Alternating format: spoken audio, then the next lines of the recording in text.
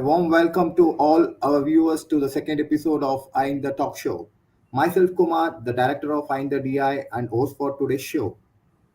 Today, we have the distinct honor of hosting a truly remarkable individual, Mr. Dhananjay Sohindaji, a civil servant of 2008 batch belonging to Indian Revenue Service. Mr. Sohindaji's career trajectory is as impressive as it is diverse. An alumnus of RTM University Nagpur, IIT Delhi, and University of Chicago, he has not only excelled in the administrative duties but also contributed significantly to academia and community development.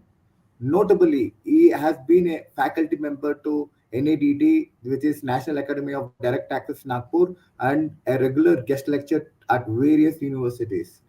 Sharing his insights on comparative politics, political thought, and political sociology, we are particularly excited to have Mr. Soindaji with us today for today's show, as he is on the verge of releasing his much anticipated book, Humanizing Power, Ambedkar Humanist Approach to Power and Politics. Without further ado, please join me in extending a warm welcome to Mr. Dhananjay Sohindaji. Thank you so much, brother. Thank you. And allow me to now allow me to introduce our esteemed moderator to the wonderful morning, Mr. Netrapal, an IRS officer with an distinguished career in administration and passion for social justice. Netrapal is a perfect guide for our thought-provoking discussion. Over to you, Netrapal. Thank you, Kumar. It's an honor to host my friend Wanjari ji. So I have been reading his book and his thoughts. It's really a privilege to have you, Wanjari, here. Welcome to the show. Thank you so much, brother. Thank you. So the first thing I wanted to ask you is how do you manage to write so deeply? Because see, I had to read your book couple of times to understand.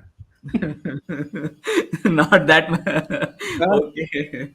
Yeah. So it's really deep thoughts because this is not like a straight. Because see, I do some data analysis. I know, but that's a straight analysis from the data. Okay, but you Yeah. are actually getting into a very very deep philosophical thought. So So yeah, please. yeah. So see, the first thing is that your book is amazing, and then it provides a very comprehensive analysis of how the caste system has influenced political institutions in India. So, what motivated you to write this book? So see, yes, you are aware I have been in the service for a considerable time. So I always used to think about the scenarios that have been emerging in India, in post-independence India particularly. And with that background in mind, I thought I should investigate further as to how the forefathers and great personalities from our soil have envisaged about India and where we are heading to, what is the natural destiny of India, where it should go. So I started investigating, and then I started reading philosophical treatises of different philosopher, contemporary as well as ancient, as well as from the medieval India, from India as well as abroad. And I happened to go to University of Chicago for my master's degree. So there I happened to meet one of the greatest contemporary philosopher, professor, respected Professor Martha Nussbaum. And I got an opportunity to take her class, and I got also an opportunity to write a paper under her Oh, supervision. okay. So that started. So then she started guiding me properly, and then I used to cobble up my own ideas, Hmm. particularly in the context of Indian trajectory, socio-political and cultural trajectory. And there started these thoughts. So then I started to jot down as to what is that fundamental aspect, what those aspects that are basically allying the natural destiny or natural trajectory of Indian society, where it should go.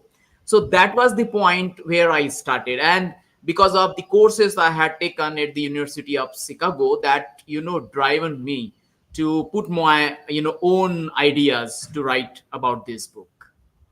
Hmm. So, like, I went through your book, like the book has 8 chapters, very thought-provoking chapter. See, I really got influenced by one quote in your book, in your chapter for like one, which is on, which says, like, I'll read that quote from your book. More Yeah. importantly, economic power is not the only factor that decides the contours of power. As Dr. B.R. Ambedkar remarks, religion, social status, and property are all sources of power and authority which one man has to control the liberty of another. It is no coincidence then that the emerging business and economic power have gone into the hands of the hereditary elites who have been enjoying the highest status based on the hierarchical social order. This is witnessed in their control on both societal and political power and their growing capability to deploy the democratic state in India to perpetuate their dominance. See, this is a very deep thought, I have to tell you, because see, many of us don't understand why we are like this today. Yeah. Yeah, that, Okay. that is the thing. So Yeah. many of us don't understand why we have that, like for example, stigma attached with the caste, especially the scheduled caste and Dalits in India, which nobody understands. Why we don't understand is that why we don't have properties or assets or anything. You go anywhere in India, the especially the scheduled caste, they don't have any property. Okay, no assets are there.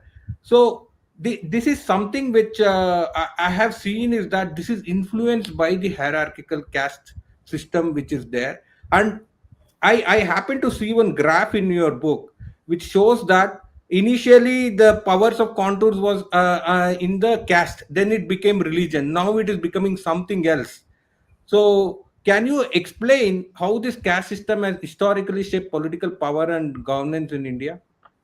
Yeah, this is very important question, brother. In fact, if we, if we go first to the contemporary India, and then we try to trace, the historical trajectory, we will find a complete consistency as to how socio-religious and cultural institutions have been very vital in channelizing the power sources in their morphed and more sophisticated, formations in modern age. If you and you, I appreciate your efforts about the data, and the data, somebody, they say data is vidhata now. So Hmm. that kind of a scenario is my one of my friends, he always quotes this kind of the data is the vidhata. So I appreciate your efforts, and I go through the analysis that you carry out. So the on the same lines, so many authors and political commentators, professors of political science, particularly comparative politics, they have given so much of a meticulous data as to how the business power has taken control of the kind of a policy framing and political processes in India.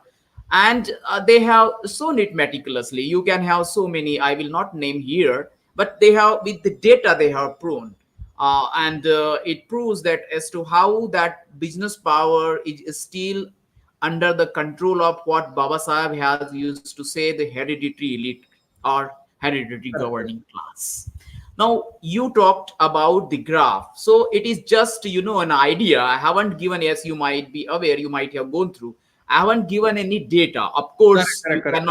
you cannot go into such a 2,500 years or more than that and Hmm. tracing out the data. It is just I mean, out of thinking. Hmm. So what, but particularly by anecdotes, by virtue of your reading the historical treatises, you can interpret as to what kind of a scenario has emerged in modern age. It has a historical background, it has a socio-cultural background, and Hmm. that's why I frame that graph, where I want to show as to how the caste has been the dominant factor as a ruling strategy.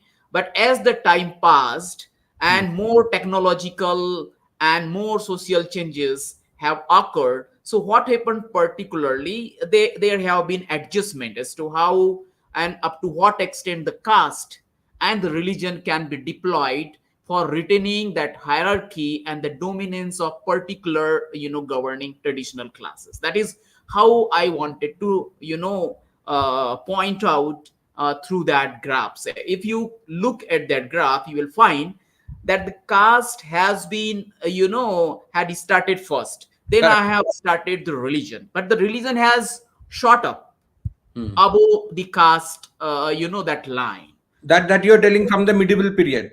Yeah, medieval period. Now why it happened, it is because the traditional governing class has got, because they were in control of knowledge.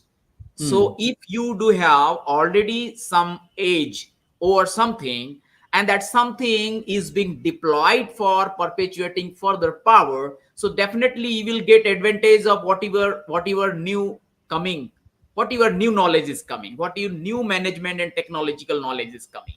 Hmm. Let me quote very important book that has been published recently, maybe in 2023, Power and Progress, by two MIT professor. I have also narrated their story in my forthcoming book, Humanizing Power. They have categorically shown as to how technology which we think can be used in a secular manner is actually been deployed by the traditional elites only for their own Yeah, aggrandizement and yeah, yeah, perpetuation in yeah. power. And with the graphs and the all the data they have given for last 200 years or more, including the medieval period as well as the contemporary modern age. So this is how I wanted to show through that graph, in particularly in the context of India, because through medieval periods, what we find is the spread of the modern ideas of liberty, equality, justice, and fraternity. So Correct. what that particularly emphasized upon and made a pressure on different communities and societies, that we have to open the institution, we have to open the power institutions, we have to democratize the society. So basically that had given a clue to the traditional elite as to how they can morph and adjust themselves. So what they have done, they thought that this coming age will be the age of the social power. The social power in terms of electoral process and the right to vote will be the dominant factor in deciding the power echelons. So that's why it was a kind of an adjustment. On the one hand, you have to retain your hierarchy. On the other hand, you have to control the emerging power sources. So that Hmm. is how they have made this kind of adjustment to reshape the deployment of religion and caste. Okay, okay, okay, okay. So, according to you, this religion and caste have been a very dominant force of holding on to power in India right from ancient ages. Okay, during the Yes. medieval ages, it became religion, but sometimes I feel that, like many authors, like many historians, also tell that during the medieval period, especially the Mughal empires and other things, the Varna system or the caste system did not change much, because the Mughals or medieval period, they did not interfere much in that. However, I agree with your view that the medieval period, actually they differentiated power based on religion. They wanted to hold on to, because they promoted based on religion. So that is there. Yeah, But I don't think they disturbed the caste system or the Varna system. And I there agree. are, yeah, yeah, and there are some evidences, historical evidences also. Like for example, Mughals, they promoted kayastas, Brahmins. So they, all the important positions in the Mughal empires were dominated by them. Like if you see Raja Birbal, Yeah, yeah. okay, so Very Todar famous. Mahal, all were like big Yeah. upper caste this thing. So what is your take on this? Like, what do you feel? Whether in Yeah, the medieval period, yeah. You are absolutely on track as to what we see today from the medieval period. So that's the reason we find that there has been no such kind of I will say rebellion from the side of the traditional governing class in the medieval period. But as the British, had taken over, we find that they started interfering in the hierarchical social order one way or the other because of their own expediencies. Maybe they have not, in fact, they have not done, to the extent that the social reformers demanded during this, at the dawn of the modern age. But that is the reason as to why we find that during the medieval period, as you correctly pointed out, there has not been that kind of a rebellion from the, that traditional governing class before the start of the Mughal period in India. That's Hmm. the reason. Otherwise, there would have been also a rebellion in the medieval period itself. That is Okay, what okay, okay. my submission. But that was not the thing, because I think the,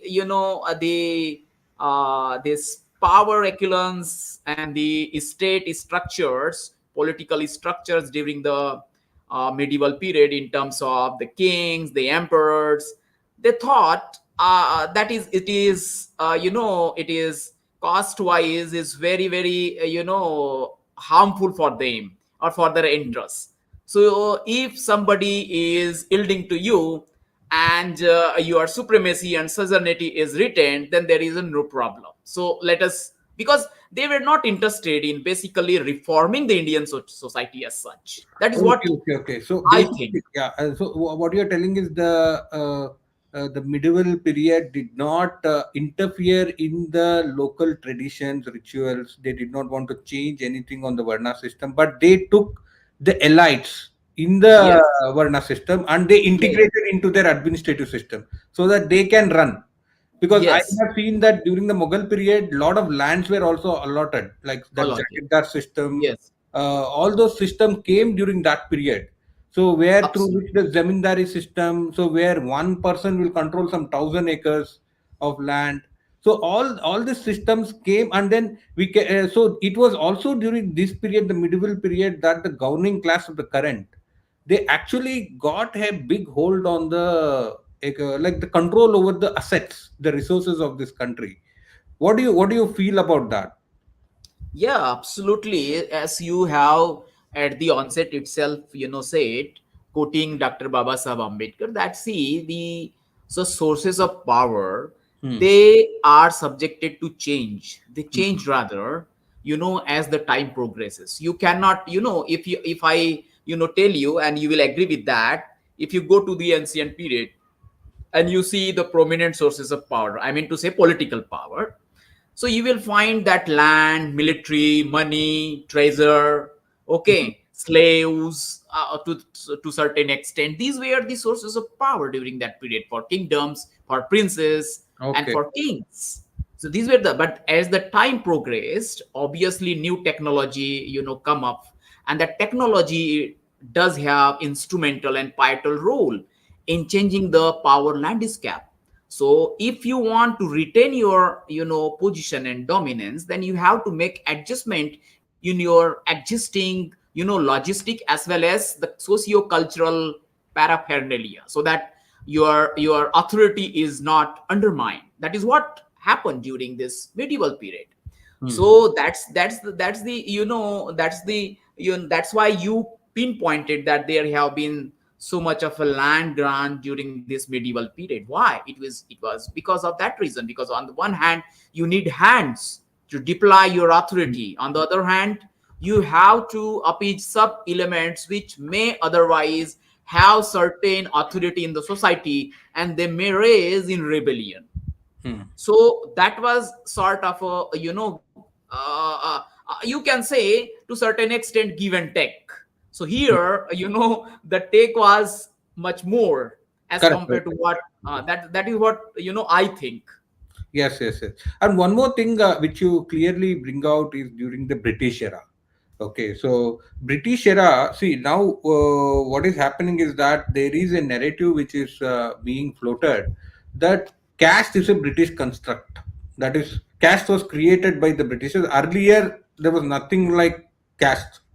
Okay, so this is a very prominent view which we are seeing, and but my some kind of a research I have also done on this, and then what I was seeing is that I was studying this. See, many people look at the Mughal Empire and all, but when you look at the southern India, the Wadayars, the princely like states in Mysore and all, we see a very peculiar kind of a thing happening in this princely states. Like for example, in Mysore, the Wadayars had a culture of giving land grants. That is there very at very low prices, Look. and then the sites which were formed, like in Bangalore we have a area called Basveshwar Nagar, that Hmm. was formed in around 1870s. Okay, Yeah. so there what has happened is that there was earmarking of sites based on caste. Like Yeah. Brahmins will stay here, they will get big plots, they will be, and most of the scheduled caste and others, they were pushed to the railway tracks actually over a period of time. So in Bangalore, Chennai, you will see there is segregation. Like most of this, scheduled caste are there around the railway tracks. So what is your opinion on this? That caste is a British construct. How do you think that the upper caste elites started controlling political? Because that is also a thing that during the British era also they were prominent. If you see Congress, the Yeah. governing class was all the upper caste. If you see Hindu Mahasabha, the governing class Yes. was all Yes. upper class. Yes. So how Yes. was that they again continued this thing during the British era? Although the Britishers emphasized on liberty, fraternity, all these things, they were Yeah. thinking of the modern society, but still that did not go into the lower state of the society. What is your opinion on this? See, there is a saying in Hindi. There is a Hmm. saying in Hindi. It's very popular. नाच न जाने आंगन टेढ़ा Hmm. means you don't know the dance and Hmm. you are accusing the stage itself. Okay. And there is another saying in Hindi. There is another saying in Hindi that goes like this, and you will understand that also. That saying is, अपनी गलतियों का ठिकरा दूसरों के मस्तक पे फोड़ना. Okay. You are getting my point? Yeah. Yeah. Yeah. Yeah. So yeah. So if you combine this, and the third also I will say, अपने पैरों पे कुल्हाड़ी मारना. You are axing your own legs. Hmm. So if you combine these three sayings, you will Hmm. get the whole crux of thing. Okay. And these three sayings that I have narrated now, basically that point to two important dimensions to this narrative that is being created, that has been have been created. Number one is, one aspect is historical aspect and the other is the moral aspect. The historical, this narrative goes against the whole historical story that we can get from all the sources. Correct. But even then, the irony is the traditional governing class that has created so many different narratives, Hmm. they are not in a position to acknowledge that they have been doing something wrong. Hmm. And they have been doing something wrong to not to some different person or an enemy for that matter. They Hmm. have been doing this wrong to their own brothers, Correct. their 100% correct. own fellow brothers and sisters. That is that they Hmm. are not acknowledging. Hmm. Professor Martha Nussbaum, in one of her important books, says that a nation which aspires to be a liberal and democratic, nation Hmm. must introspect and recognize and acknowledge what it is up against. Okay. Then only that nation will be in a position to correct itself. Hmm. If you don't know and deliberately, intentionally trying to refuse the stark reality, Correct. then where is the solution will be coming from? Hmm. And it was the responsibility of the educated and the traditional educated and governing class Hmm. that they should have recognized that these are our fellow brothers and sisters. Hmm. It is we owe the responsibility in the new age. to make India a superpower. And the Correct. superpower can only become if you yourself try to recognize as to what your mistakes are. Hmm. Now, this unnecessary, without any historical background, why you are going, back very long in ancient time. Hmm. What about the Peshwas in Maharashtra? As you narrated your own story, was there a rule of Britishers, or for that matter, the French or Spanish or Portuguese Correct. who Correct. were ruling? I mean, there is a limit to, to a ridicule. It Hmm. is a monumental ridicule to create that kind of a narrative in India. I mean, Hmm. the earlier we recognize this, the better, Hmm. for the betterment of this country and its natural democratic destiny. But the Hmm. people nowadays, they are trying to, push all their past the bugs to all, unnecessary and to I mean irrelevant things which does not hold ground, any historical ground for that matter. I don't want to narrate the whole historical facts, and Yeah. we Yeah. should Yeah. not unnecessarily go into this narrative. It is irrelevant. It is none Correct. of Correct. our. Correct. I mean, why I'm saying, if you give unnecessary, why you should depend after all to this kind of a narrative? It does not hold any historical ground. I mean, Hmm. are these people denying what Dr. Baba Sahab Ambedkar said? They Yeah. are Yeah. they Exactly. Correct. they hold Baba Sahab in high esteem and all that. Hmm. But what about the fact, historical, fact that he had narrated in his different treatises, whether Yes. they Yes. are It's denying very, that. very clearly coming out in his writings, like under So historical analysis. that's the point, and that's why I, in my book also, in one or the other chapter, I have written about this one. I don't exactly remember, but I have given this, narrative about. Hmm. But that one more question I asked you was that, like, how did what do you think, like, during the British era, how did the elites capture this, like, Congress, Hindu Mahasabha, the political power? So what were the reason? Why do you think that the lower strata of society was not able to do something like that? See, we have to, you cannot go in one dimension. Okay. See, now suppose I am asking you a different question. Hmm. Why right now, the traditional governed class is not in a position to go to the level that is expected to the political institutions? Hmm. What you will say? Okay. So So I. there are factors. You cannot just, study a particular period in, silos. You Okay. cannot Okay. compartmentalize, Hmm. particularly in Indian scenario, Okay. where so many different factors and so many diverse factors And at all the are interlinked. same time. Hmm. Yeah, so we have to understand this scenario. Hmm. When you do have all the logistic, cultural, religious, political, Hmm. even to some extent, the international support for that matter through your own network, you do have Hmm. all the paraphernalia, and you are expecting, those people who have been at the margins without any support whatsoever, they will be in a position to do the things which we expect today within a period of 30, 40 years. No, Yeah, yeah, it yeah. takes It's a time. big ask. Yeah, yeah, yeah, correct. So I Very mean, big we ask. have to understand this aspect.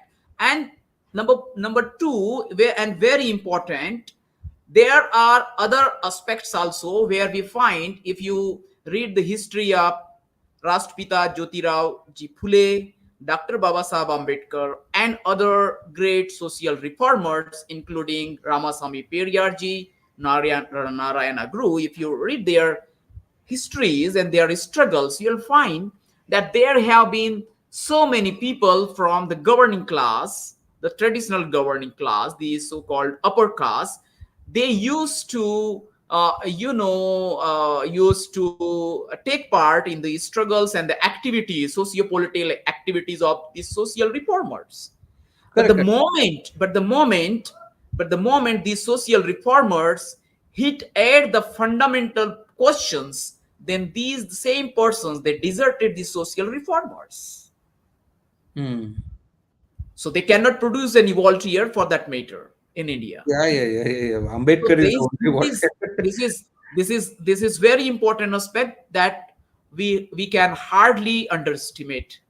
Yeah. See, this whatever your point you're telling, even Baba Saheb ji has talked about this thing. Like for example, what I was seeing was most of these gowning elite classes, they were more interested in temple entry than some kind of an untouchability removal or intercaste dining. But Yeah, Baba Saheb was very clear on this. He used to tell that like what we are going to do by entering the temples. Once you enter the temple, okay, after you come out, your status is the same. yeah, You're not improving at all. yes, You're not yeah, allowed yes. inside the school. You're not allowed inside the offices. You're not allowed anywhere. So the barber, if you go there, he will not cut your hair. With this thing, what will I do with this thing? So that's what he told, and his main intention was like to end discrimination. The second thing is that to occupy strategic positions. But when the Yes. occupying strategic positions came, there was a big rift. They were not allowed, the governing classes were not allowing the depressed classes to come up, and then this thing. So this is how like see what I call this as a like I very in my tweets also I use a word as a liberal savarna. They'll Yeah, come and try to help you out. Okay, there yeah. are many politicians today also who come and try to help you out, but So according to that's me, the thing. I see that they are very That's dangerous. yeah. That's the reason, brother. Even today, you will find that the traditional governing class, or for that matter, the elites, they may give you the concession, the schemes, and all that. But when it comes to the real, power sharing, you will find a lot of challenges. That's the scenario at that time also, and that's the reason that the elite hereditary elites that deployed culture, religion, and whatever came to their to their instrumentalities as a weapon to obstruct this demand of power sharing from social bottom. Yeah. Great. So now one more thing which you discuss in your chapter 2 is about the political democracy versus the socio-economic democracy. I clearly understand that these are two different things. Yeah, But yes, can we have dominance of political democracy by the liberal upper caste who say that they work for the socio-economic democracy? That is, I are speaking about the liberal savarnas who tell that yeah, they will go and work for the socio-economic democracy. You give us the political democracy. Political democracy mein hum honge. yes, Okay, yes, I will work for the socio-economic democracy. yeah. Can this actually work? That's what I wanted to ask you. And That, even yeah, today, yeah, I see that there is rising inequalities. Okay, it is not the inequalities are not reducing; it is actually rising. And then yes, you also mentioned that the directive principles which are there yes, were aimed for achieving more equality. If you see 39B, 39C articles in the yes, Constitution, yes, basically they want to reduce the concentration of power. So yes. how do you see this? Can you explain See, us? yeah, definitely. So that's the reason I have, given this about the bringing substance to democracy in my one of my chapters, and Hmm. there I have, gone into a reasonable, depth as to why it is an imperative for India. Because see, if you want to sustain your political democracy, that cannot be achieved. So what do you mean by achieving the political democracy? So basically you want every person as a citizen of India that he should participate in decision making processes. Hmm. Now these processes, the platforms can evolve, they can change as per the requirements of the times. There is no denying the fact about that, and the Constitution of India permits that, I think, to the reasonable extent, very liberally. So Hmm. that is what you have to. So you want to take into account the participation of all the sections of the society. Had it been one religion, had it been one caste, had it been one social identity, the matter would have been quite different. We would not have required so many different mechanisms and provisions from the Constitution. But the reality is quite different, and that's why we need to frame accordingly the constitutional mechanism. That's the forefathers Hmm. have already done. Hmm. Now, having said that, if you want to strengthen this, political democracy with, everybody having the same single vote, single person, and single value, how will you arrive at that? If suppose a person who is not having any socio-economic background, for that matter, any socio-economic kind of a platform where he can stand and then can exercise his political right, Hmm. if he doesn't have, even though the constitution guarantees him or her the political right, he will not be in a position to influence the decision making processes. He will not be in a position to do that. Rather, he will not be even positioned to come to that level also. Okay, Suppose okay. you want to, suppose for example, to simplify the thing, suppose we want to become a commissioner, or for that matter a collector, Hmm. and you belong to very poor, background, socio-economic background, and you don't have anything for your education, Hmm. even though the constitution gives you, guarantees you Hmm. in writing that you can become the collector, you can become the prime minister, but without education you will not be empowered. Yeah, yeah, yeah, correct. So how you will be in a position to exercise your political power? So there Hmm. is a linkage. So if you want to exercise, actually exercise, even though it is given in the constitution of India, but if you want to actually exercise your political power, you need to have some socio-economic background, because that gives you the platform on the basis of which you then will be in a position and capable to exercise your political power. Correct, correct, correct, correct, So correct. this kind of a connection is there between this, socio-economic democracy and political democracy. But the point is, those who exercise all the power in political democracy, maybe because of their intentions and their vested interests, they don't want that kind of a thing, and that's the reason. Even though we find many times, more often, that you do have so many legal provisions, but actually the reality differs in India. Mm. Correct, correct, correct, correct. See, even I have mentioned this in my book, the new book, The Yeah, Inspiring yeah, Ambedkar, yeah, yeah. where I speak about, like, because usually what happens is that there is one allegation that, like, if you give education, okay, Hmm. Yeah. everything is over. You don't require reservations. Okay, so that is one very common narrative which I keep saying. So I went through Baba Saheb's writing, and then I was surprised that Baba Saheb has dealt with this issue. Yeah, yeah, What he yeah, mentions, absolutely. what he mentions is that, see, the elite come and tell us that I will give you education. Do you know how many people, the scheduled caste or depressed class people are there? Huh? Do you have the budget to do that? Can you set up the infrastructure, and will you give them till the higher education? Hmm. Okay, see, all these things are what I see in Baba Sahib's writing is so pragmatic. Okay, Yeah, so he's absolutely. so pragmatic and then practical, and he told that, see, you can't do that. And today also I'm telling you, it has not been done. If you Yeah, see our government schools, most of the, like, the Bihar caste census, yesterday I was discussing yeah, yes, on a yeah, TV channel, this thing on a YouTube channel, like, where it is yes, very clear that so many people are dropping out by 9th standard, 10th standard, yes, even today. And the yeah, representation in engineering, medical, even, is very, very low. So when it is not possible to give equal education, the common education system, how can we yeah, expect all this yeah, yes, socio-economic? When, see, the equality in socio-economic democracy is very difficult. yeah, That's what I feel. And that is yes, limiting our, now I can tell you that today it is limiting our participation in the political democracy with the yes, cost of elections going up. yeah, So absolutely. I agree. I agree.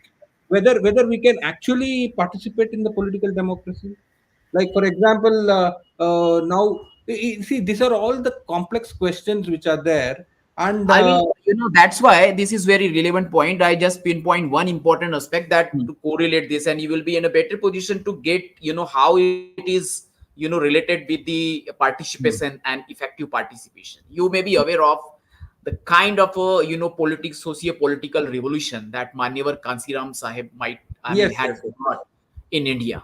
So how he had been able to do that? It is because of, on the basis of the support of so many workers who belong to the government service. Hmm. They were a bit, beneficiaries of the great deeds of Dr. Babasaheb Ambedkar. They were the beneficiaries. Hmm. And that was the social mobilization that brought a new political, paradigm in Indian politics. So this aspect, I will not go into deep that, but I'm just, trying to, make a pointer as to how, socio-economic democracy, if utilized in a proper manner, can also bring political revolution, and that has been the precedent in historical precedent. Correct, correct, correct. So that is the thing. So but still, what I feel is that elites among the upper caste have been successful in joining political forces as per the needs of time. It never goes off. Like for example, right from medieval to British to current era, Yeah, the yes. power is still there. Like, what is your opinion on this? Like, how to expand the political democracy into the lower strata of society? What are the strategies according to you? What are your thoughts on this? So yeah, this is important question that we have to think about seriously. Hmm. The most important thing is how you will mobilize the people. You should have an idea.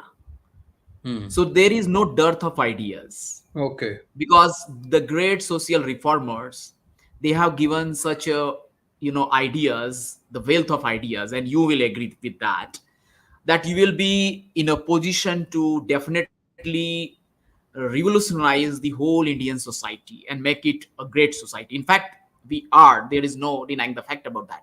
But we have to understand and ascertain, and we have to acknowledge what wrongs we have been up to. Hmm. So this idea we do have, number one.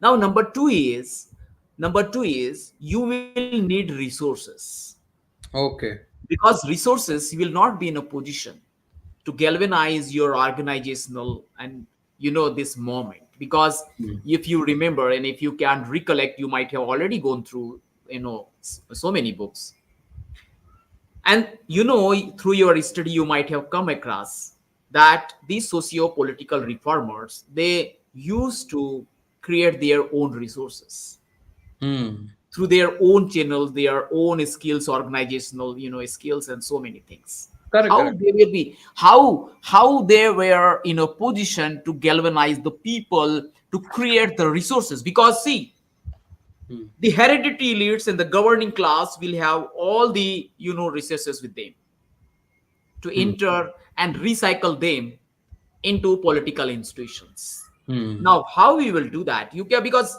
suppose the governing class is not having this conscience of fraternity with the social bottom, then the social bottom needs to create its own resources Correct. to Correct. recycle, 100% correct.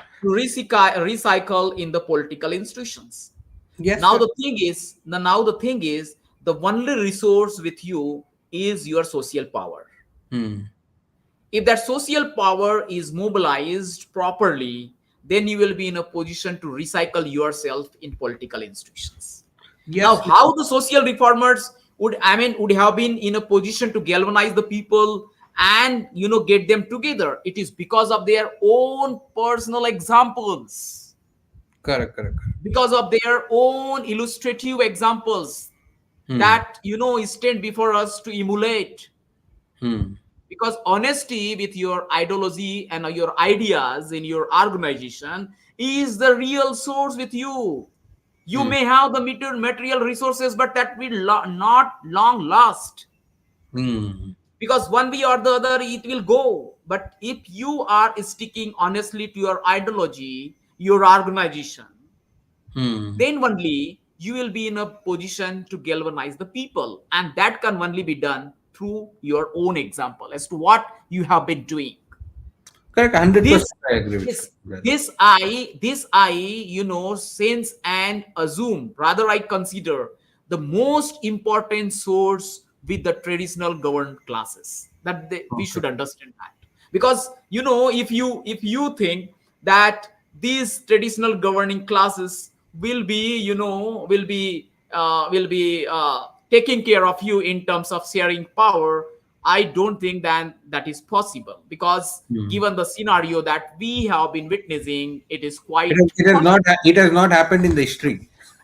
So yeah, almost we It are has to that not happened extent in to the say history. that I think that is where the skepticism is coming from. A lot of yes, people, yeah, whether it will ever happen. Regarding your this thing, I completely agree. Like for example, I have seen this in the media. Like for example, the media never highlights the issues of SC/STs or even the OBCs. So, you I mean, and you leave aside even the issues, Mm, who talks about there, who talks about a particular issue, who are in the panels. correct.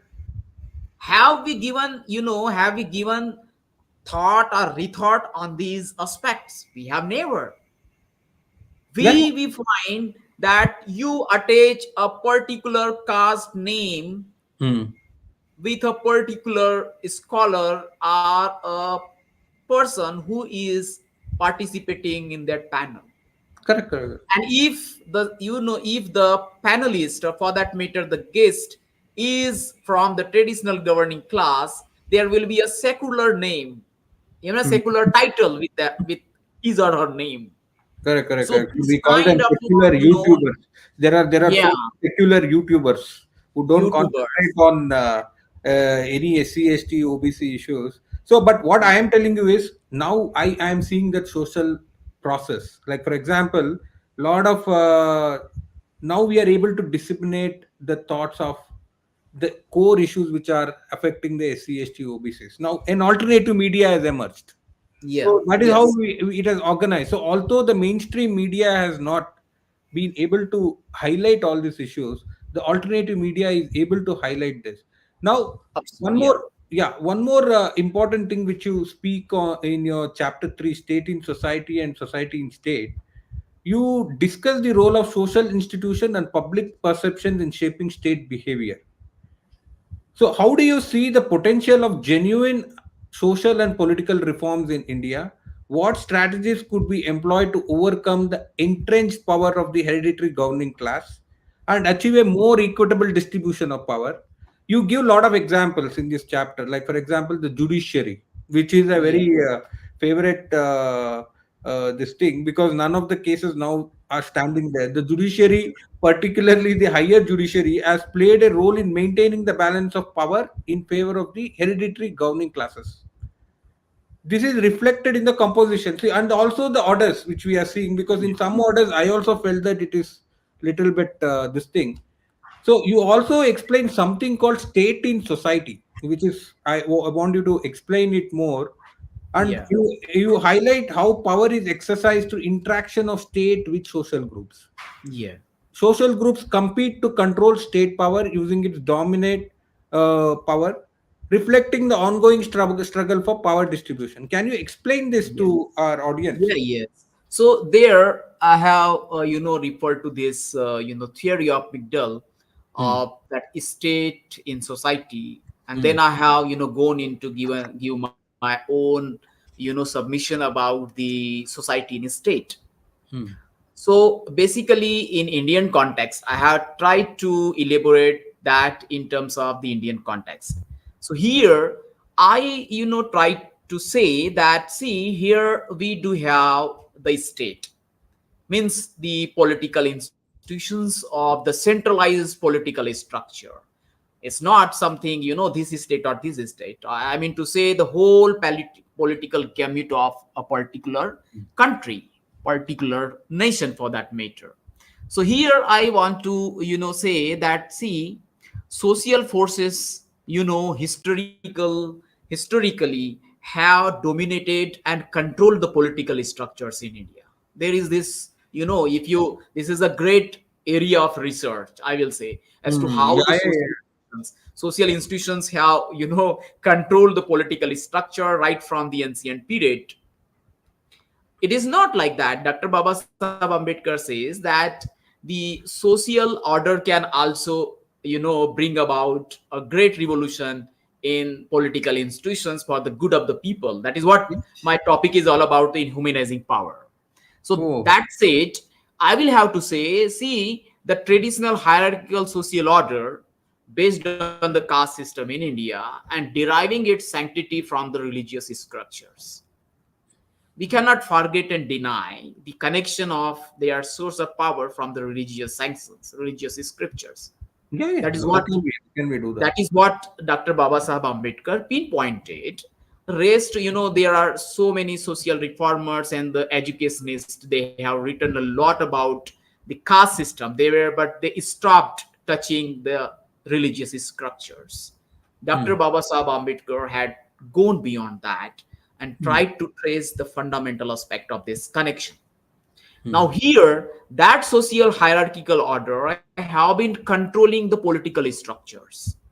And Hmm. these political structures, what earlier in, say, medieval or ancient period, most of these political structure, I mean to say the kings, the princes, the emperors, the centralized political authorities, what their role were, what they meant for.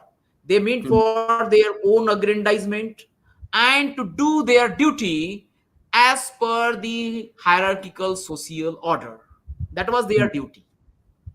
Okay. Why that was the duty? It is because there had to be the political control of these traditional elites only. Correct. Now the scenario in the at the end of the medieval period and at the dawn of the modern period, that scenario was subjected to so many changes. Correct. You are the completely. changes the changes which were kind of extraneous to the domestic circumstances. Hmm. Now these hereditary elites, they needed to have their own kind of adjustment to continue and transmit their control on political institutions. So Hmm. they have got new kind of narratives of, say, culture, then ancient traditions, the ancient culture, the majoritarianism, and then kind of a based on majoritarian, then kind of a social authoritarianism in society. So that kind of a thing was there. So that is what I want to correlate as to how the social institution, I mean to the society, if it is not based on free social order and not based on egalitarianism, can wreak havoc with the state structure. That is what I want to convey through that, my society in state. Okay. On the contrary, on the contrary, on the contrary, what Dr. Baba Sahib Ambedkar, elaborated, that we can have reformation with the help of a new institution of modern age, that is the democratic state. Correct. So here, earlier, there was used to be the state in terms of princes and kings. Now in modern age we do have this democratic state. We don't have just state, mind this well, we do have the democratic state. So with the help of this democratic state, we can bring about social transformation in the society Yeah, yeah, yeah, yeah, yeah. for the good of the people, for the good of the humanity, for egalitarianism. And that has to be guided by constitutional morality or other dynamic force. And Hmm. that dynamic force can also be a religion which is human centric, Hmm. which keeps the human being at the center of its fundamental principle. Okay. If that state is guided, see, the state has to be guided by some driving force, Hmm. by some idea, and that idea has to be a constitutional morality if we are sticking to the constitution of India. And beyond Correct. that, Dr. Baba Sahib Ambedkar says, if you want to go more into that, then we can also have some more dynamic force in terms of morality or in terms of religion. And that's the reason he later, at the fag end of his lifetime, he embraced Buddhism. This Hmm. is one of the important aspect that we cannot circ off. So Hmm. this is the basic dynamics between this chapter of society in state and state in society. Okay, okay, okay, okay. So actually, constitutional morality. Yesterday, I was also seeing our CGI has also spoken about constitutional morality. Now, constitutional morality is coming in many high court orders also. like what is the constitutional morality. Like now going on to your next chapter, like 4, where like which talks about power of diversity. Okay, so here Hmm. you emphasize the critical role of diversity in political representation for effectiveness of democracy. See, this is a Yeah. very, very complex question, complex Yeah. topic Yeah. of Yeah. diversity, because wherever we see, even in the Bihar case yesterday, Sense. Patna High Court case, Hmm. what has happened is that they took the total employment. Okay, and they told that Oh, yeah. the reserve categories are adequately represented.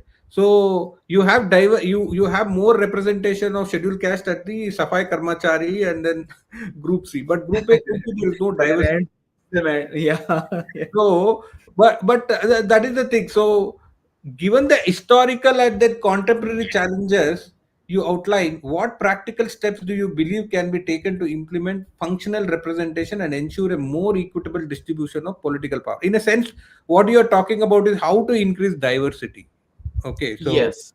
Yeah. okay, so So actually, I feel, I mean, I have taken that clue from two professors of one from MIT and one from University of Chicago. They have written a very important, I feel that is very important book that you should also, and everybody should read. And they have written what they call as the narrow corridor. The okay, narrow corridor. narrow corridor. And yeah, and in that book, this is Professor Esmoglu from MIT and Professor Robinson Hmm. from the University of Chicago.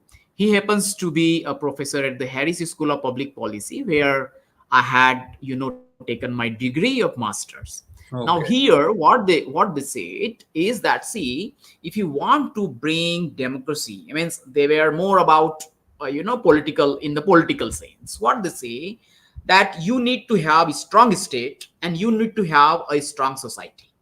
okay, correct. Now that is what they try to think about this two dimensional kind of a thing, the state and there's a society. So they want both strong. They Hmm. want both the state as well as the society to be made strong, to kind of bring balance of power. And through this balance of power between state and society, Hmm. they think that we can have a better, vibrant, democratic setup in a society.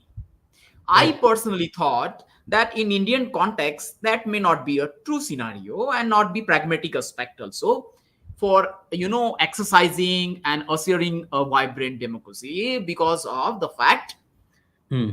and this applies to any country. See, you cannot think of the state as a monolithic institution. You cannot also think of the society as a monolithic entity. Hmm. It's not a monolithic entity. Even in the scenario where only one ethnicity lives, or one religion lives, even there you will not be in a position to ascertain and claim that it is a monolithic society. Leave Hmm. aside India. Correct, agreed. So in such a scenario, what you call as a society will be a strata which is already dominant. Okay, okay, okay, okay. And in the case of the state will be a entity controlled by the traditional political elites only, Hmm. that comes from the higher social strata of the society. So Correct. in such a scenario, the vibrancy and the participation that is required to make effective and substantive political democracy will not be there. Hmm. And that's why I propose in my book, rather than two dimensions, we should have a three-dimensional corridor. Okay. And that's why I inject a third dimension there with my submission, that we should have a dimension of representation of diversity. Because Representation of that, diversity. Okay. yeah, so that's the reason if you don't have that dimension of representation of diversity along with the state and the society, you will not be in a position to bring the vibrancy that is desirable in any society. And Yeah, that is what I agree with you completely, yeah, because what I was also speaking to one retired a customs officer, IRS officer. What he was telling was like a very interesting thing. He told, when India became independent, what did we have? We had a lot of people, zamindars, everybody holding on thousands of acres, and lakhs of people completely landless, nothing. yeah, Okay, so that is the kind of scenario. Like, it's like the elites who were there and they went and captured the power. yeah, So yes. that is there. But don't you think that constitution takes care of this diversity? Because See, reservation, yeah, directive yeah. principles are there, a lot of fundamental rights against discriminations are there. Huh? So doesn't it take care of this?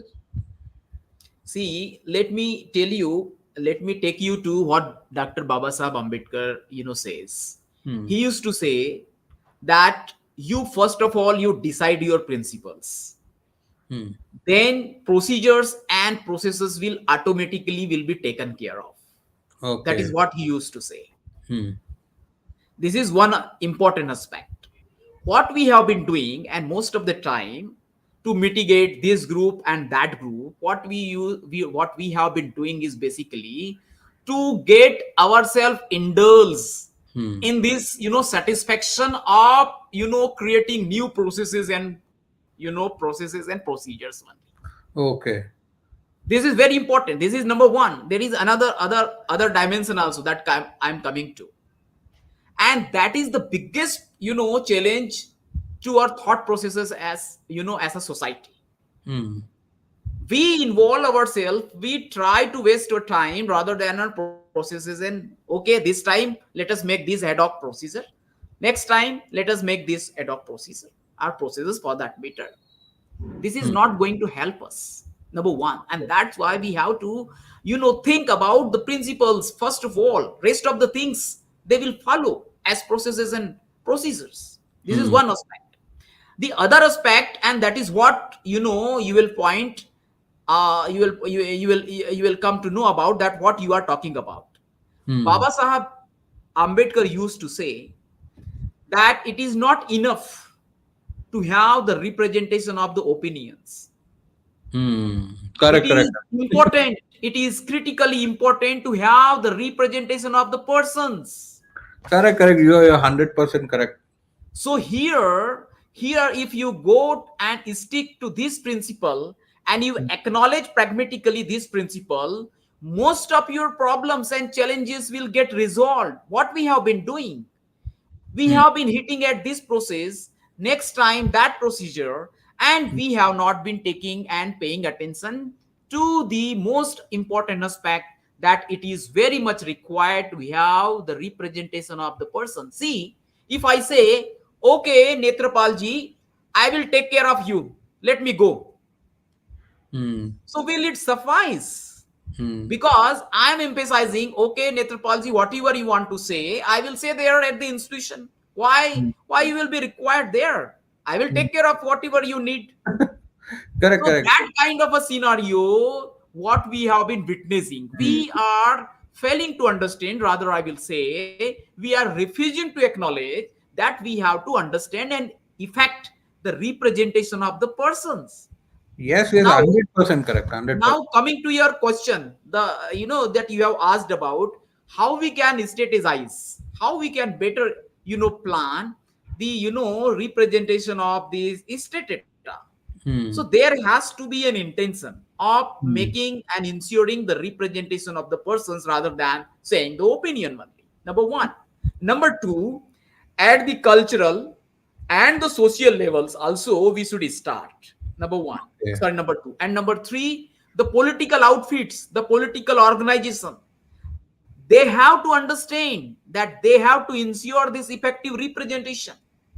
Correct, Now, correct. what the political outfits they have been doing, they are creating what they call as sales, X sales, Y sales, Z sales of a particular community in their own political organization. Hmm. That is Now, you, happening. That is happening.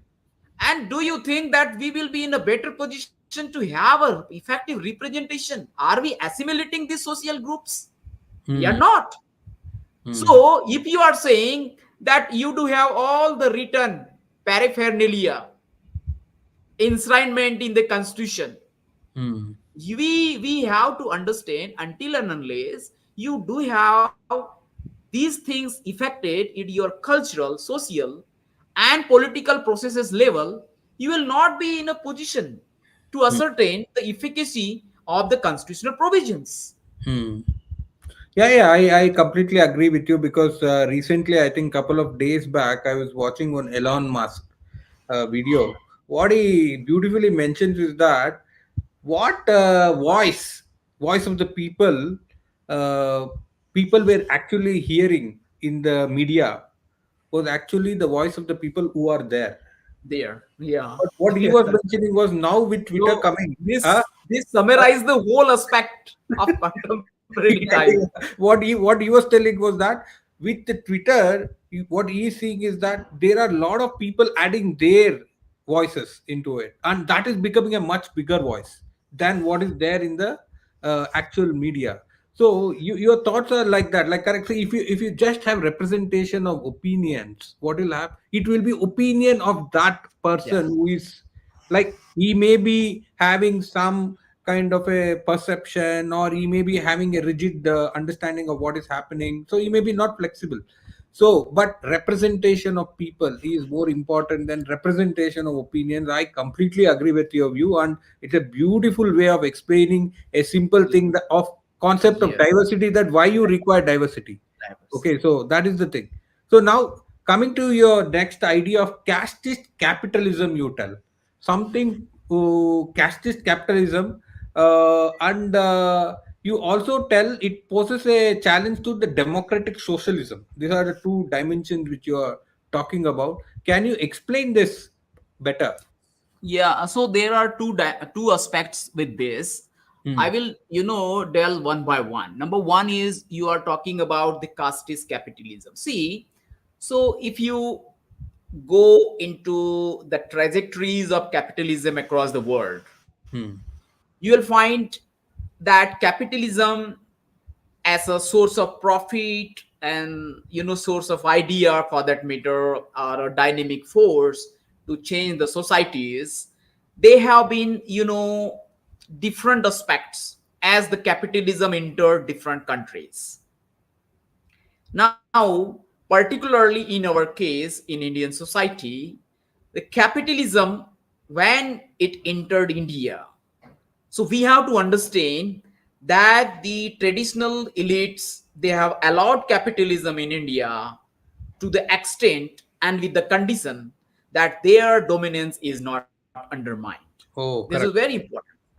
I will not go into all that policy liberalization and all that. You know better all that. That is Yeah, a, yeah. all that paraphernalia is there.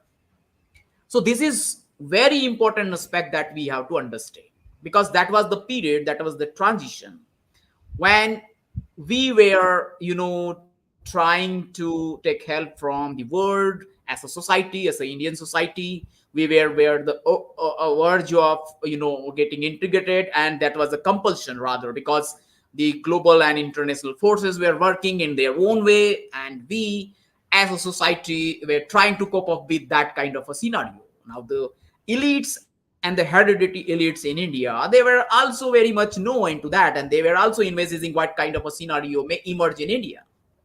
Correct. So during this period, now the thing is, capitalism in India, when it entered Indian scenario, capitalism did not have any problem whatsoever with casteism until and unless it hurts its profits. Hmm. Capitalism does not have any problem with the social hierarchical order, right? Till it gets profits, Hmm. Correct. until its idea gets propagated.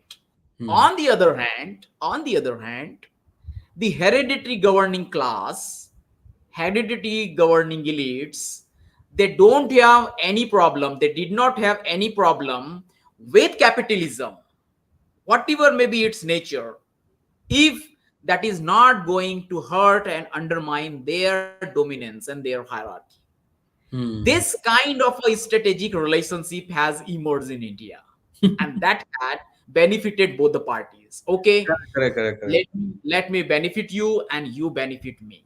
This kind of a scenario, and that's the reason. This is the basic, fundamental aspect that has created the kind of a trajectory of Indian society that we are witnessing now. Yes, yes, yes, yes. Yeah, this 100%. is this is this is what I have referred to as the caste capitalism, because you are channelizing the capitalism in a particular direction, Hmm. dominated and controlled by the ideation of Brahminism. Hmm. That is what we have to understand.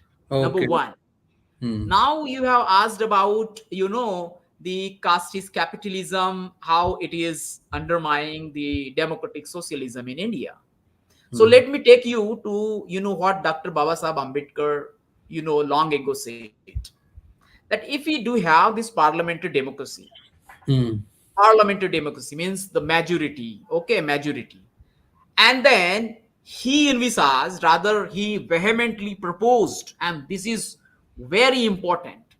Had it been done in India, the scenario I think would have been quite different, and this would have been as instrumental and monumental as would have been the separate electorates in India.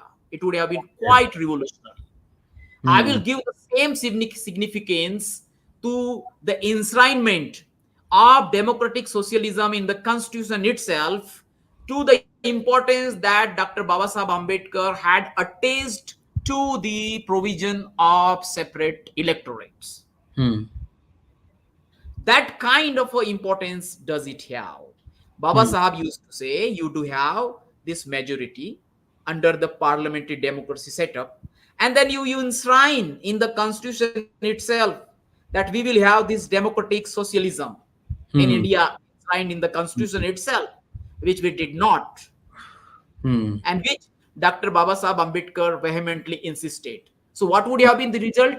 The result would have been socio-economic and political democracy in effective terms. Okay, okay, okay, okay. That was his equation. So, parliamentary democracy with majority, political majority, Hmm. political majority. This is very important. He used to say political majority Hmm. because he has also given other concept of communal majority. This is very important. So the parliamentary democracy with political majority plus democratic socialism is equal to socio-economic and political democracy in Okay, effective great, terms. great. This is a great thought, actually. But I. Now, Hmm. yeah, let me No, no, continue, complete. continue, continue. Yeah. Yeah, but what we have been witnessing is quite different. Hmm. What the traditional governing class has done during the last 70 years in India, contradictory to what Dr. Baba Sahib Ambedkar envisaged and proposed. Hmm. What they have been doing is that they have, number one, under this parliamentary democracy, they have gradually turned, or rather we can say they have more emphasized, or they have more popularized the communal majority, Okay, okay, okay, okay. maybe in cultural tones, maybe in religious tones, Hmm. maybe ethnic tones, maybe different, scholars have given different names nowadays. So what they have done under this parliamentary democratic setup, they have, popularized, rather what they used to say, populism Hmm. of this communal majority. Number one. Okay. Number two, even you do have the directive principles of state policy, in this Constitution of India. Hmm.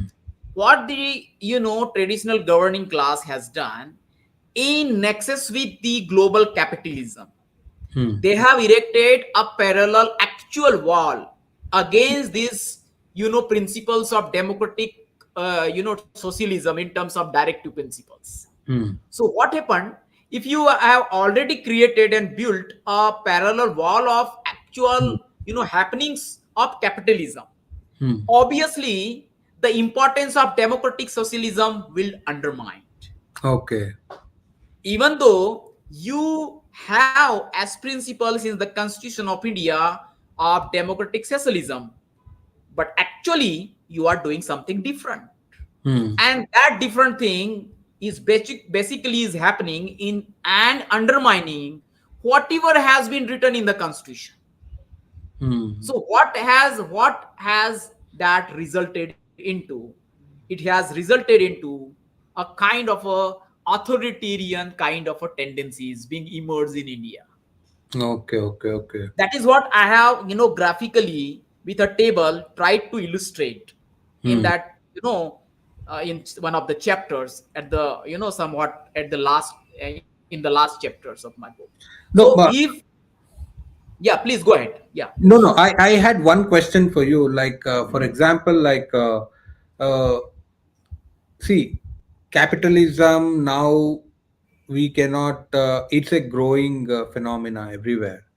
Okay, so the private sector is thriving, and then, uh, but the question now is how to make it, how to move this from a casteist capitalism to a diverse capitalism. Like, for example, how to make sure that it moves into the other lower strata of the society. Is it possible according to you, or it's already, because see the recent business standard article, it mentioned that 91, 92% of the billionaires are from the upper caste. Okay, so is it possible really according to you, or is it not possible? Already the structural barriers are so very heavy that we cannot move at all in the capitalistic kind of a society. What are the things which have to be done? So that, see, I understand that capitalism has some advantages. Democratic socialism also has some advantages. So how can we integrate both so that the lower strata can benefit? Is it possible to integrate this both, or is it not at all possible, like we have to go in one kind of a model? It's a very abstract question which I'm asking you. What is your thought? No, though it may be, I mean, seem to be an abstract question, but it is very important, critical question, my brother. I will say, see, it's not a matter of whether it is possible or not. Hmm. It's a matter of our duty, I will say. Okay. We cannot shirk off our responsibility. We, as an Indian society, we are part of this society. Hmm. Our great social reformers have bequeathed some great ideas for us. Hmm. So it's not a matter of possible or impossible. It's a matter of our duty. Number one. Number two, now you have correctly, pointed out that we do have 91% or 99%, something like that, billionaires coming from the the so-called upper caste. Now it tells clearly, eloquently, volubly as to what and where we are heading to, Hmm. and what kind of a social order we are heading to. Hmm. Now we cannot shirk off, we cannot deny, we cannot refuse this reality that has Hmm. emerged. The truth, as they say, will one day or the other come. But there are certain occasions where you have to struggle to bring this truth out also. Hmm. And you know better, because you are trying to dig into the data, and you know Hmm. better as to how it is challenging sometime to bring the truth to the fore. Hmm. It needs a struggle.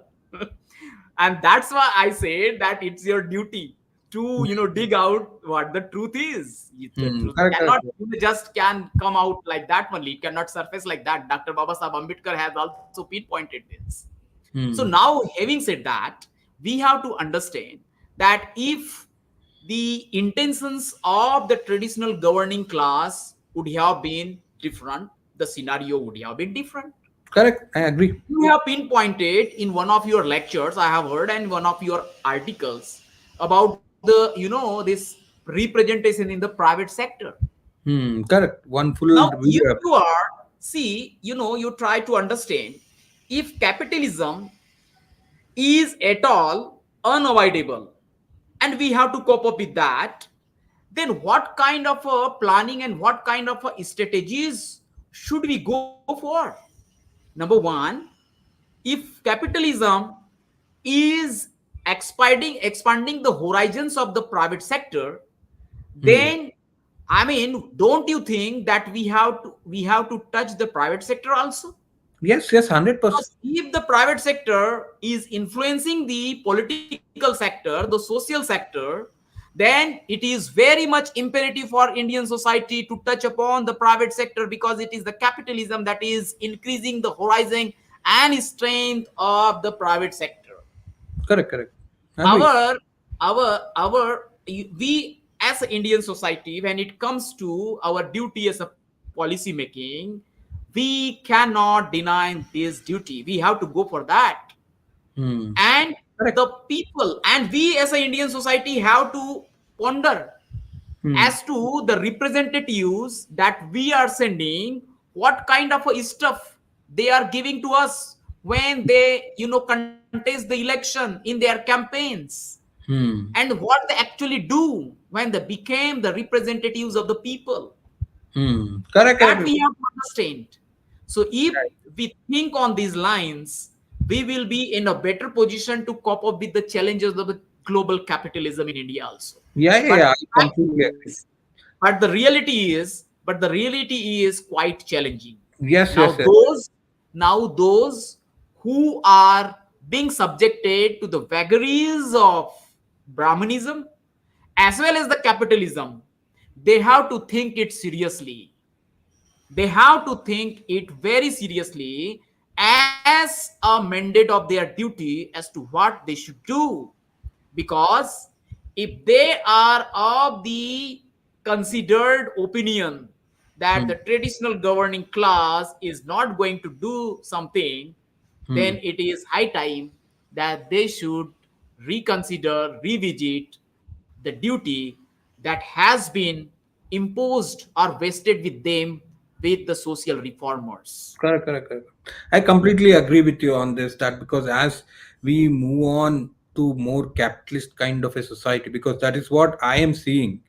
Because the increase in private sector and the role of private sector being increased.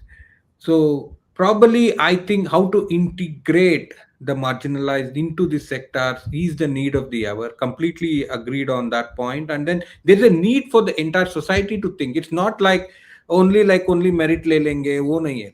So this is not the thing. So only thing is that see if the see I was talking in one video, like for example, the gross enrollment ratio of in higher education has gone up so heavily for the Yes. scheduled caste. Yeah. Okay, there are so many graduates. Now, if at one end the government jobs are reducing, at the another end, if the private sector also does not embrace them, what will happen is that there will be a lot of unemployed people. There will be social chaos, nothing else. So there is a need for a dialogue, especially in terms of the new capitalistic kind of a system which is emerging in India, on how to integrate the marginalized within this system. Because and that talk has to start, and I'm really you have described that beautifully till now, and I completely agree with you. And one last question I wanted to ask you, like you tell that something like a form versus substance, like democracy is only in the form but not in the substance. Like this is an amazing because a person who is very well versed in gar, okay, like general anti-avoidance rules, uh, Yeah. I see this form versus substance debate, and recently one order was like done. So how did you like for example you discuss the distinction between the formal and substantive democracy in India, highlighting how procedural aspects have been maintained while substantive democratic values have been undermined. You also emphasize Dr. Ambedkar's vision for a social democracy that addresses socio-economic inequalities.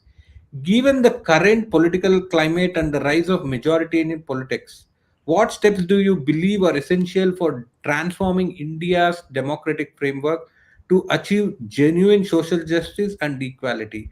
How can we move from a form based to a substance based democracy? This is a very, very, and I am telling you, everybody, every scholar in this world should answer this.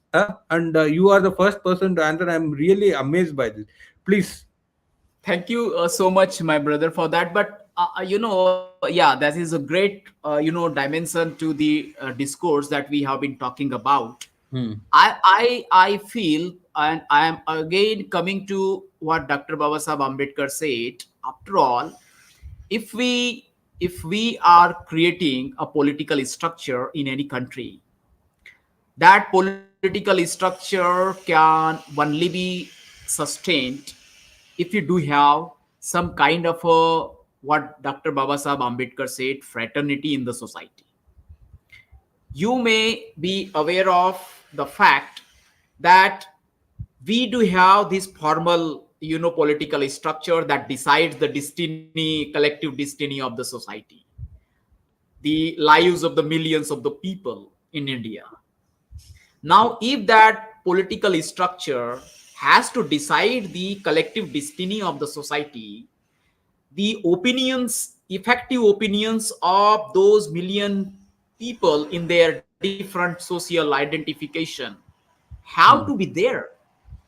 You Hmm. cannot just say that, see, okay, my person, I do have the capability and I do have all the paraphernalia with me. What is the need from your side to contest the election? Just for a simple example. Hmm. And you try to demotivate a person Hmm. to contest from contesting the election. There from starts everything. You try Correct, to correct, understand. correct. This inculcation of conscience, this inculcation of narrative, a negative narrative among the marginalized communities really undermining, has been undermining the effective democracy in India. Correct, correct. I completely. Mr. Netrapal is saying, Dhananjay, I do have all the things. What is the need of you being there? I'm all will be taking care of you, my friend. Why you should be there? So you at the onset itself, you trying, it all starts at the ground level itself in the society. या ये No हम तो need है to आपके go. लिए हाँ Yeah, that's kind of a thing. हम आपके सब कुछ है, तो या आपको क्या क्या जरूरत है ये सब करने की? या And number one, number two, if you as a Netrapal, my hmm brother is educated, he is erudite, and he is from a good institution. अरे नेत्रपाल जी, आपको ये सब करने की क्या जरूरत है? आप पढ़े लिखे हो, समझदार लोग हो, ये सब में पढ़ने की क्या जरूरत है आपको? What is the need? You don't know why all this, mud. Why you should be coming here? So hmm this other narrative also undermines the kind of a, that encouragement that is required to make the people participate and decide the collective destiny of the society. correct So we, on the one hand, we have to, face and fight the logistic and all the powerful paraphernalia, with the hereditary governing class, which, does not want to acknowledge the social transformation in Indian society. If I should be proved wrong, I want to be proved wrong, and I would like to, I would rather say I will love to be proved wrong for that. Hmm and and for that matter, if they are not paying heed to that, then we have to understand this, we have to fight this, wrong antisocial narratives being pushed in the society. This is correct we very have to important. fight this we have to fight this I'm completely And and I appreciate your efforts. You have been doing this. yeah that is was one of the That main is reason not because of that is because I personally felt that like see I have two sons okay so what will happen when they see everything like this like something like this because nobody learns this. So I started digging in deeper into this and now I have been successful in like negating many things okay so that is the only thing yeah please so that is the point that I wanted to, highlight here. And number two, that is what Dr. Babasaheb Ambedkar talked about what he, referring his, teacher at the Columbia University, Professor John Davy, as the hmm social endosmosis. hmm He says that democracy is a way of life. It has to be made a correct way of democracy life. is a way of life yes So whether it is private life, whether it is social life, whether it is cultural life, whether it is religious life, whether it is political life, or for that matter, whether it is a global life, hmm you have to inculcate this way of life. correct If we can be in a position to do that, we will be in a position to create hmm socio-economic as well as vibrant political democracy in India. yeah 100% You just So, but cannot the have thing a, is, no, you just cannot yes, have democracy in the institutions there above, and in the institution, society yes, mapping. Okay, they still yeah. work like a feudal So society. It's not possible. if you see my last chapter, that is conclusion, Hmm. that's what I have, made a vehement urge Hmm. that it is an imperative in India to understand the culture of sharing and caring, Hmm. the culture of associating. Hmm. Maybe you may pertain to a different faith, or for Hmm. that matter, a different religion, Hmm. but I will defend your right Hmm. of espousing a different faith or belief. Correct. This is what, what we call as a constitutional morality. This is Hmm. what constitutional spirit. Hmm.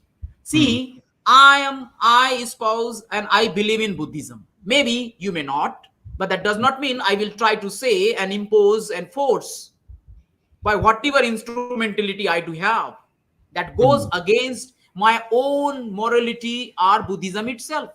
Hmm. Correct. And more importantly, it goes against the constitutional morality. Hmm. If this kind of a culture we are in a position to inculcate Ah. and assert, it is not a matter of just saying we have to assert this. Yes, yes, yes. I completely agree with you. This is the one which should come in our brains. Okay, so Yes. yeah. So only when it comes, then only we can. When people start thinking about constitutional morality and even constitution. Like for example, today I know that many of them don't even know what is constitution. Frankly I speaking, agree. yeah, yeah. So they don't even know what is there in the constitution. They think that what the constitution is made at the kappa panchayats at the law, that is the constitution even Yeah, today. So yeah, that is yeah. the thing. So there's a bigger role to spread the ideas of constitution itself into the marginalized. Okay, Yes. so that is a bigger task. Yeah, yeah. Okay, Bigger so task. bigger task, Bigger because task. I was seeing one more book from one of our colleagues called The Constitution of India, Subchan Ram sir. He has Yeah, written yeah. a book, Yeah. entire book, 660 pages. I was reading it, Yes. amazing. Okay, Yeah, yeah. what I'm telling Yeah. you is, so with that, Wanjari, like we'll end this show, and Yes. thank you for sharing your insights with us today. Your book provides a crucial understanding of the interplay between caste, political power, and democratic processes in India. I'm really excited to talk with you because after a long time I have been have not Yeah. spoken to you, but it was Thank a you very so good much, discussion. brother. I And mean, this is can you a also give as something about the next book which you are doing, and when will it be yes, released? Yeah. yes. The publisher, the Bloomsbury publication, is coming out with this on 30th of August. Oh, very good. Very And the book will be available most probably in the first week of September. It will be available on these platforms in the books. And this deals with the political ideas of Dr. good. Baba Sahib Ambedkar in particular. It Hmm. deals with how he thinks about politics and political power, Hmm. particularly in Indian context with global ramifications. Hmm. And I try to discern as to what kind of a thinking process might be going on when he was actually Oh. carrying out his his struggle, socio-political struggle, and how it enlightens the contemporary ideas of power and politics, and how we can bring humanist dimension to political power and politics to deploy critically to the service of the humanity, rather Hmm. than power and politics becoming a kind of a pirate around which the traditional elites and the powerful people roam around, and they Hmm. rotate as a pursuit Hmm. of power itself. So basically, Baba Sahab's envision or ideation is to free Hmm. and give a purpose to politics and power, to Hmm. make it deployed to the service of the humanity, Correct. rather than becoming a tool in the hands of the Few. powerful only. So this is kind of a ideas that I have tried to pinpoint across 8 to 9 chapters in the book, and that is coming in the 30th of August. So I believe that I will get another opportunity Yes, to yes, yes, come yes. with We look you. forward. Yeah, yeah, sure, sure. See, we look forward for this book release, and I'm surely going to have one more discussion with you. Yes, 100% yeah, sure. Because see, the basic idea of this Ahinda talk show, which I was thinking, was like to bring our intellectuals. yeah, Like great this thing, what idea. is happening is that they don't have any forum. Like Yeah, nobody gives them yes, yeah, a forum or anything. And then there is a lot of people working on it all over yes, India now, yes, globally also. So yeah, globally yeah, also they are working. But yes, unfortunately, what is happening is that uh, nobody is getting heard. Okay, yes, that is a yeah, big issue. The second thing is that yeah, there are real good research work which has been done, real good books. absolutely, Okay, so absolutely, and then one-sided view of yes, uh, yeah, Ambedkar's yeah, writing or Baba Sahib's writing yes, is being taken. When the writings, when you take it in an integrated way, it is something else yeah, yeah, totally yeah, different. yeah, So that absolutely, is where this idea was, and then I'm yeah, very very happy that I'm doing that because after listening to you, I have decided that I have to do it. yeah, absolutely, and Because see, it will I help everyone. definitely, It will help yeah, everyone, and it will also encourage more and more people yes, to brother, work on these yes, lines and then really produce. Otherwise, what will happen in the society? You are bombarded with only yeah, one-sided news. Okay, yeah, so and that is also very dangerous. yes, Okay, I so understand, because they don't get the other view. So the entire idea yeah. of this Ahinda talk show was that, and I'm very happy that it has. We had a good discussion. We'll thank you, Wanjari ji. We will. Uh, Yeah, one last question. If our subscribers wants to buy the book after the release, how they can buy? On Amazon, my this current book that is Inheritance, Hierarchy and Caste: Origins of Political Decay. It is also available on Amazon, and the Okay. new coming, I mean, this incoming book being Hmm. released in August will also be available on Amazon. And Amazon. if you can, go into this Amazon platform, or for that matter, the Bloomsbury, the details are also there. Okay. So we'll post it in the video. Okay, description. Okay. Yeah. Yeah. thank you, Dhananjay ji. Thanks a Thank lot. you so much. Thank Thank you. you so much, brother. Thank you. Thank you. Thank you. Yeah.